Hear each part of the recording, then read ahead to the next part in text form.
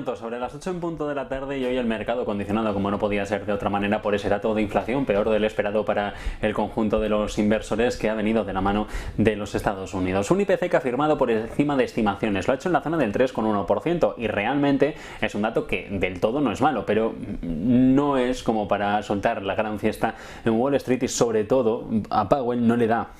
A Jerome Powell, el presidente de la Reserva Federal, no le da una justificación para cantar victoria en la próxima cita del Comité de Mercado Abierto en la reunión del mes de marzo. Se han vuelto a acelerar los precios. En dato mensual lo ha hecho gracias a la zona de los servicios y sobre todo el alquiler de las viviendas, que es lo que de verdad preocupa porque afecta de lleno a la economía real de los Estados Unidos. El indicador subyacente, uno de los que más preocupa porque es la que excluye por volatilidad energías o alimentos, ha mantenido el crecimiento. Lo ha hecho en la zona del 3,9% y tras conocer el dato los mercados se han desplomado. Lo han hecho hacia abajo. En futuros los continuos del S&P han perdido los 5.000 que luego han conformado y confirmado en apertura de sesión, y en el Nasdaq ha pasado prácticamente un poco de lo mismo, caídas intradía que han llegado a rozar el 1,7%. Sobre la mesa los economistas con el foco puesto en unos servicios, en una vivienda que, como les digo, siguen presionando al alza. Los precios en los Estados Unidos, el transporte, la medicina también dan malas noticias a una Reserva Federal que observa de cerca y que incluye también los costes de los servicios básicos menos la vivienda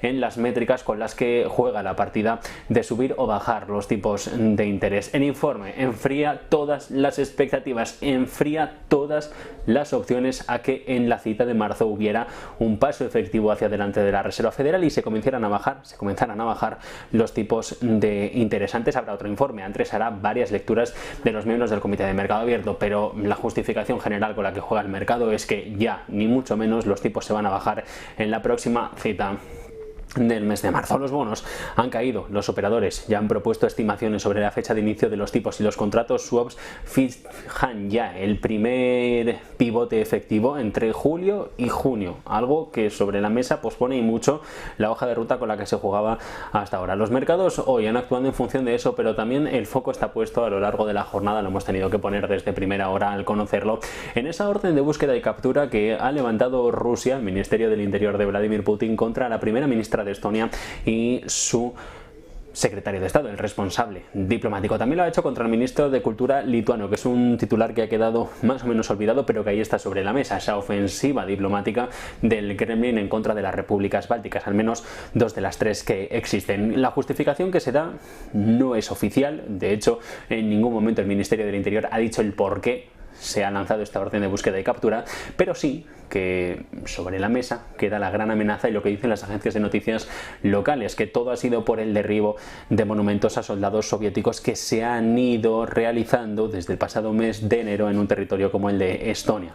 De fondo también está ese miedo a que la primera ministra Kaja Kallas, la primera ministra estona, tome nuevos puestos de liderazgo en la política internacional en los meses, en los años que vienen. Se presenta como una de las principales favoritas para suceder a Josep Borrell en la jefatura de la diplomacia de la Unión Europea. Kallas ha sido una de las voces más contundentes que ha rechazado la invasión de Ucrania y ha sido una de las voces que más ha pedido de una manera insistente que se siga financiando al gobierno de Volodymyr Zelensky y que la OTAN actúe de una manera decidida contra Rusia. Sobre la orden de detención se ha hablado hoy en Moscú. La portavoz de Exteriores, María Zaharova, ha comentado que hay que responder a los crímenes contra la memoria de los libertadores del mundo, del nazismo y del fascismo. Han sido en palabras literales las que ha pronunciado esta responsable del departamento de Sergei Lavrov, después de que el secretario de prensa del presidente Putin, Dmitry Peskov, dijera que la decisión del Ministerio del Interior era una respuesta a lo que Rusia considera atentados contra la memoria histórica en los países bálticos, acciones hostiles también hacia Rusia. Así es como lee Moscú las actividades que se han ido produciendo desde el pasado mes de enero en el territorio estonio. Sobre la mesa hay una orden del Parlamento de Estonia que dejaba entrever hace no tantos días, a finales del mes de enero, que se iban a retirar esos monumentos por lo que Rusia estaba haciendo en Ucrania. Sobre la mesa, el motivo de la orden, la destrucción o daños causados, una orden, como les digo, de búsqueda y captura que, bien o no buena o no buena, la ejecución se puede realizar en cualquier punto del planeta que esté de acuerdo con que una persona como la primera ministra estona tenga que ser detenida, al menos por las justificaciones que da Rusia. La detención podría también conllevar la inmediata entrada en prisión si se trata de un condenado en fase ejecutoria. Sobre la mesa, esta es una de las claves de la jornada. También otra de las grandes preguntas que se han ido dibujando durante toda la mañana en el consenso del relato internacional ha sido el por qué Oriente Próximo sigue siendo tan importante a día de hoy para Europa y para Estados Unidos, después de esa reunión que ha tenido el Mossad, la inteligencia israelí, con la CIA estadounidense o Egipto y Qatar para tratar de llevar la paz y cesar los ataques entre Israel y Gaza. ¿Por qué Oriente Próximo es tan importante? Principalmente por una cuestión cultural histórica. Sobre la mesa, la gran amenaza, la herencia del colonialismo. Occidente piensa que cada vez que se puede desatar una guerra en Oriente Próximo, los siguientes vamos a ser los europeos. Los nacionalismos territoriales sobre los que se ejercen influencias políticas directas a través de comunidades religiosas o étnicas son las que condicionan también parte del futuro de la política exterior de Oriente Medio, una región rica en lo que son recursos naturales, como entre otros pudiera ser el petróleo.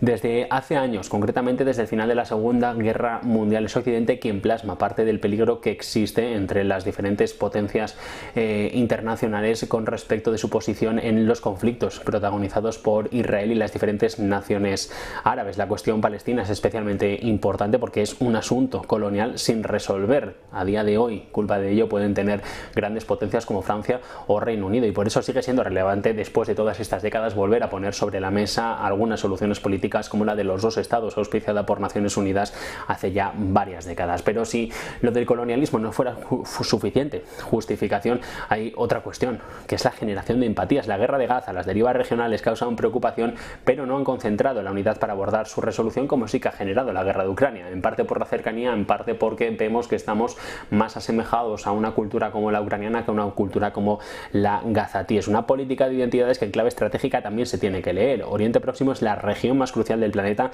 en términos, como les decía, estratégicos, económicos y energéticos. Ha sido la gran gasolinera del mundo hasta ahora. Un tercio del petróleo mundial, por ejemplo, se produce en esta disputada geografía, y la riqueza de sus estados bebe en gran parte de fuentes de hidrocarburos.